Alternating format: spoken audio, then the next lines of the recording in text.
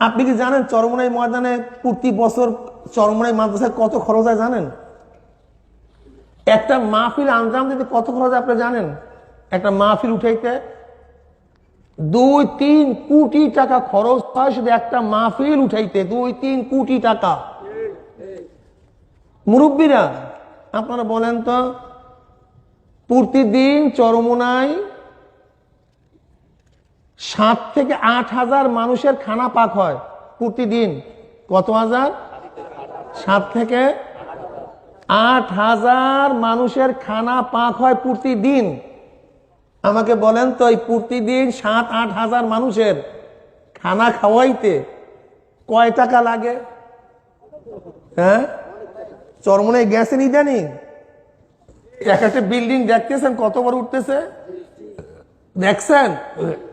এরকম উঠে উপরে উঠা যায় না, বিশাল লম্বা, কোটি কোটি টাকা খরচ।